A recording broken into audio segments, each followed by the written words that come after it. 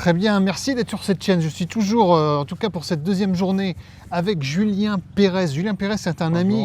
J'adore interviewer des amis, surtout quand ils ont des choses à dire. Julien Pérez, il a des choses à dire parce qu'il a déjà fait l'ascension du Mont Blanc l'année dernière et puis là, il revient quasiment à quelques jours près d'une traversée de la Manche à la nage, sans palme et sans combinaison. Tout ça pour une association qui s'appelle Rêve, Rêve pour les enfants.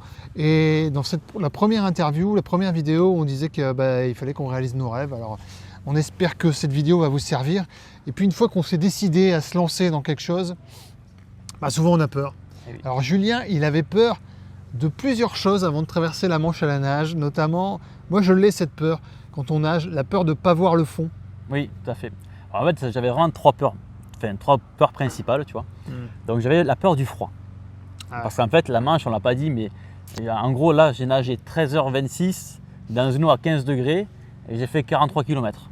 Ça pique. Voilà, que du crawl sans pause. Ouais, voilà. Ça pique. Donc peur du froid. Peur, effectivement, quand je ne vois pas le fond. Ouais. Et peur de l'échec. La troisième peur de l'échec. Tu as toujours peur de ne pas y arriver quand tu le fais. Ouais. Tu vois. Ouais. Et l'idée et le message que je veux transmettre, c'est que même si on a des peurs, ça n'empêche pas de passer à l'action et de réaliser les choses et de les réussir surtout, tu vois.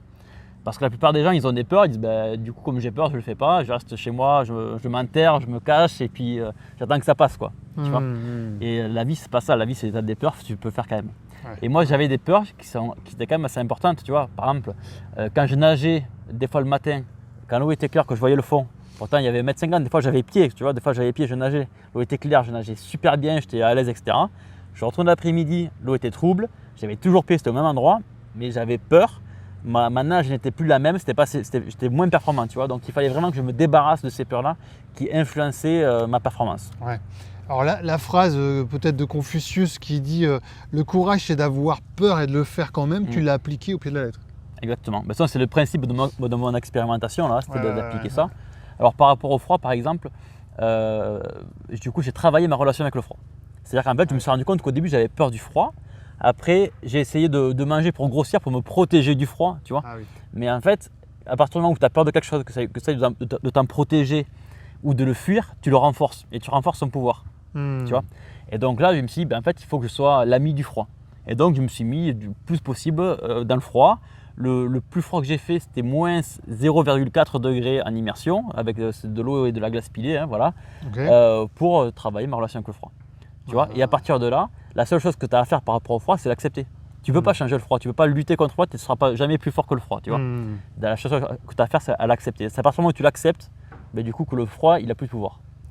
D'accord. Tout simplement, voilà. Ouais, ok. Donc accepter ses peurs et puis finalement les embrasser, si je puis dire, quoi, y aller, quoi. Les traverser, tu vois, quand j'avais peur de ne pas voir le fond, quand je nageais, tu y allais quand même. Du coup, je suis allé nager là où je ne voyais pas le fond, là où il y avait des algues, tu vois, là où je suis allé nager de nuit, pareil, voilà.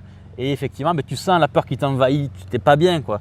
Là, toi, quand je traverse la Manche, à minuit, par exemple, je suis en plein milieu entre la France et l'Angleterre dans la Manche, en maillot de bain, dans le noir complet. Tu vois, et j'ai juste deux petites lumières là, qui clignotent pour que le bateau me voit de loin. Et je me dis, mais là, je suis au milieu de nulle part. Et tu as toujours des peurs ou des angoisses. Tu te dis, mais il y a un requin qui. Tu sais que c'est pas vrai. Tu vois, une peur, c'est irrationnel, c'est pas de la réalité, tu vois. Mais tu l'as quand même, mais tu le fais quand même. Et franchement, je me suis jamais senti aussi libre et aussi vivant que quand j'étais à poil au milieu de la Manche. Parce que même si tu as des peurs qui sont énormes, tu as une angoisse qui est énorme là-dedans, quoi, tu vois. Et bien du coup, tu le fais quand même, ça ne t'empêche pas d'agir. Et c'est ça en fait la liberté. Ouais. Et toi, ce qu'on disait tout à l'heure, c'est là où le courage également, il y a des peurs et les peurs, elles sont là. Ouais. Et en fait, la clé, on dit qu'il faut donner des clés là. Ouais, on est là pour donner des clés. C'est que la clé, c'est vraiment prendre conscience de l'importance que tu donnes à la peur, le pouvoir que tu donnes à la peur et la place que tu lui laisses dans ta vie. C'est-à-dire que qui c'est qui commande ta vie, qui c'est qui dirige ta vie, qui c'est qui est le capitaine de ton destin. Ouais, tout ça, est-ce que c'est tes peurs qui te dirigent ta vie ou est-ce que c'est toi qui prend le cap en fait. C'est ça. Voilà. Ouais. D'ailleurs, tu me fais penser à Philippe Croison qu'on salue. On salue Philippe parce que j'ai interviewé, vous côtoyez, qui a traversé la Manche à la nage aussi lui avec un handicap, avec son handicap. et qui m'a dit un petit peu la même chose. Alors, et la troisième peur, la peur d'échouer, parce que c'est 80% C'est d'échecs, hein, la traversée de la Manche Alors, à la nage. exactement. La Manche, c'est 60 à 80% d'échecs. Ah ouais. C'est énorme. Et pour une personne, par exemple, qui a peur d'échouer, c'est un truc, jamais elle oserait le faire. Il y a des personnes qui m'ont dit, mais pourquoi tu fais ça? Parce que tu peux quand même échouer. Tu vois? Ah oui. Et tu peux te vautrer publiquement. Tu vois? Ben oui, c'est vrai, c'est un des risques. Un peu comme quand moi je monte sur scène, des fois je me Ouais, dis, bon, c'est vrai. si je me plante, c'est devant tout le monde. Ouais, Et, ok. et du coup, moi j'ai fait ce défi pas pour le réussir. Alors Ouais. bien sûr, mon ego il est content, je l'ai réussi, je suis quand même content. Hein. Il y a quand même une partie de moi qui voulait le réussir. Bien sûr. Mais vraiment, dans la philosophie, c'était de l'expérimentation. C'est-à-dire, en fait, je fais des choses pour tester et pour apprendre. Et je D'accord. pense que la clé, ça a été de tester pour apprendre. Parce que Ouais. si je voulais le faire pour réussir, Ah en oui. fait, j'aurais eu peur d'échouer déjà. Et Oui. quand tu as peur, déjà, tu n'es pas dans une bonne énergie, dans un bon état. Et donc, j'aurais dupliqué, j'aurais copié ce que les autres faisaient, D'accord. tu vois, et ça n'aurait pas été moi. Et tu vois, et sur 60-80% d'échecs, ben, si tu échoues, c'est pas grave, tu es comme tout le monde, tu es dans la masse, tu es dans le troupeau, tu vois, si on peut dire. Mais si tu réussis, alors si tu réussis à en copier les autres, ben, c'est bien, mais du coup, toi, ça t'apporte rien, tu n'as rien appris sur toi et sur tes capacités, toi, tu as juste copié ce que les autres ont fait. Mais si tu réussis à éteindre toi-même, ben là, c'est vraiment top, parce que du coup, tu te rapproches encore plus près de toi, tu as appris plein de choses sur toi, etc. Tu vois. Réussir en étant soi-même. Bon, vous allez pouvoir le suivre, il va faire des conférences, il va faire plein de choses comme ça. Un livre aussi. Et un livre, ah là il vient de s'engager, et même si oui. ça fait peur, pareil, d'écrire un livre, il vient de s'engager devant vous. C'est Julien Pérez, vous pouvez le retrouver sur les réseaux sociaux. Donc Julien, hier tu nous disais que ton pourquoi Oui. tu as fait ça, notamment pour l'association Rêve, tu nous parlais de défis. Aujourd'hui, une fois qu'on s'est lancé, qu'on s'est décidé, les peurs, et tu viens de nous donner des super clés, je trouve, sur comment les embrasser, et puis finalement nos peurs sont des indicateurs. J'ai d'ailleurs fait une vidéo là-dessus.